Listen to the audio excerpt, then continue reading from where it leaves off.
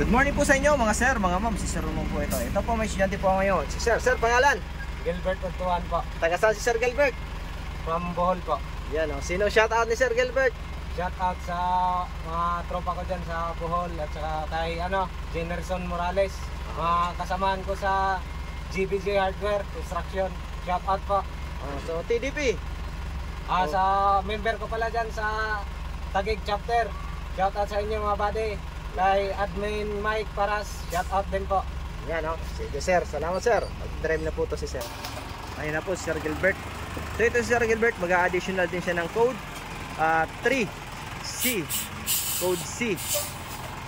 Truck po kasi ang mamaneho niya. So sa code 3 po kasi ngayon, dalawa na yung code, C at D.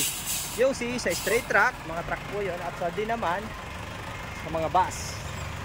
So ito, nirekomenda to sa akin ni Sir Generson Morales. Shout out sa iyo Sir Generson. Maraming salamat po. Ayan. Pinapunta yan dito. At shout out din sa mga kabady ni Sir sa TDP. Ayan.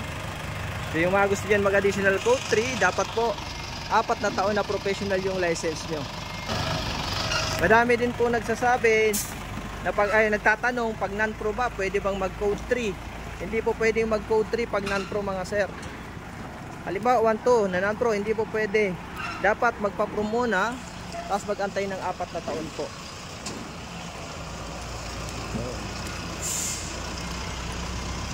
Tulad nito ni sir, ang lisensya niya is more than 4 years na, so qualified na po yan. Tapos kung gusto niya naman mag-code 8, magkukuha niya ng code C, wait lang siya ng 6 months.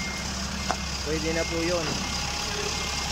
So yun nga po, shout out nga pala sa aking mga estudyante at followers na patuloy na sumusuporta sa aking page. Sa Facebook po, TikTok at YouTube. Yan. Ito naman yung aming code 8. Ito naman si Sir, galing niya ng Batangas. Si Sir Jeffrey naman.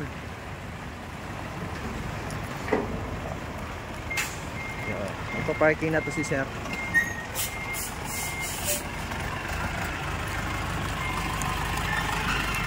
Okay, atras.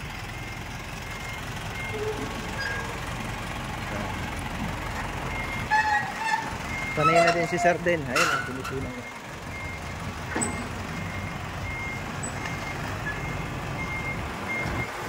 Tingnan natin yung kabila. Ayos. Okay.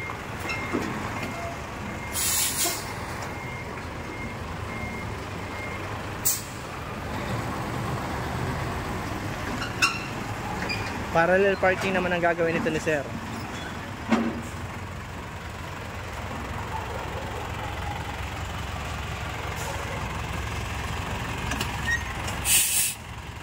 Malayo-layo to si Sir, Bohol. Taga Bohol.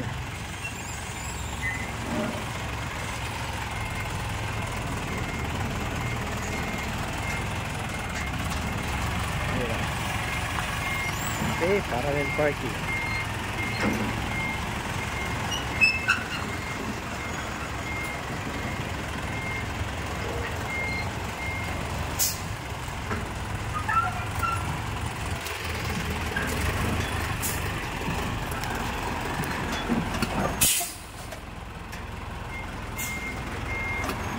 Yan, ayos.